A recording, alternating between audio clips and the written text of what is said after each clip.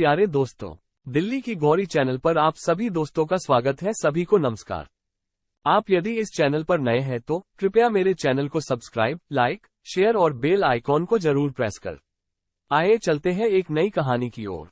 रोमांचक रोंगटे खड़े करने वाली हिंदी कहानियां। छठी कहानी, जोखिम लेने की आदत। एक समय की बात है, ओकवुड के छोटे से शहर में रयान नाम का एक युवा लड़का रहता था। रयान अपनी साहसिक भावना और जोखिम लेने की आदत के लिए जाने जाते थे। वो अपनी क्षमताओं को परखने के लिए हमेशा उत्साह और नई चुनौतियों की तलाश में रहता था। हालांकि उनका जोखिम लेने का व्यवहार अक्सर उन्हें मुसीबत में डाल देता था। एक धूप वाले दिन जब रयान स्कूल जा रहा था, उसने बुलेटिन बोर्ड पर एक विज्ञापन लगा हुआ देखा। इसने रिस्क वाला, स्थानीय भाषा में जिसका अर्थ है जोखिम लेने वाला, नामक एक स्थानीय साहसिक क्लब का विज्ञापन किया। जोखिम लेने का जश्न मनाने वाले समूह के विचार से प्रभावित होकर रयान ने बिना दोबारा सोचे इसमें शामिल होने का फैसला किया।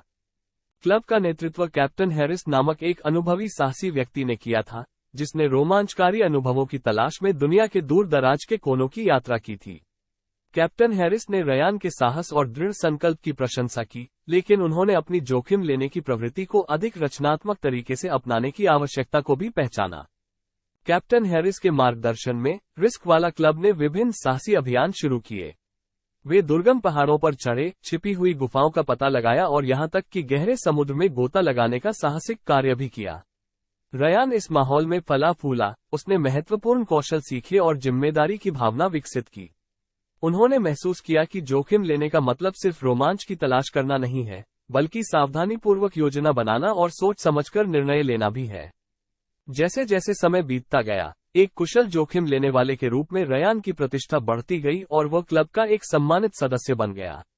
उन्होंने अपने साथी साहसी लोगों का विश्वास और प्रशंसा अर्जित की, जिन्होंने खतरनाक परिस्थितियों को रोमांचकारी और सफल प्रयासों में बदलने की उनकी क्षमता को पहचाना।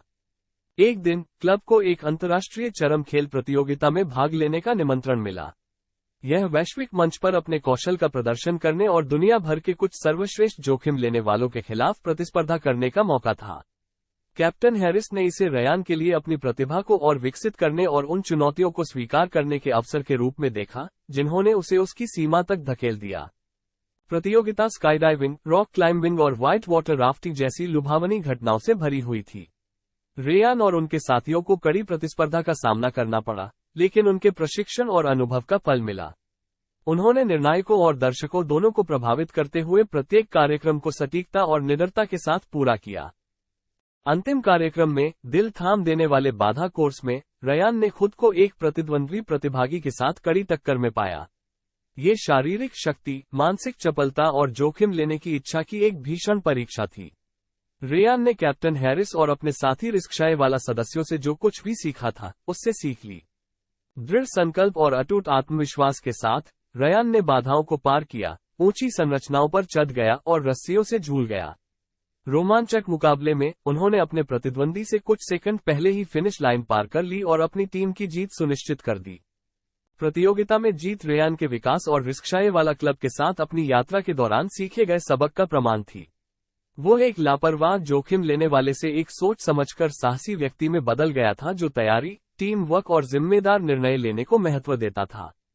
रयान ने साहसिक कार्य के प्रति अपने जुनून को जारी रखा, लेकिन अब वो समझ गया कि जोखिम लेना केवल एड्रेनालाइन रश की तलाश करना नहीं है।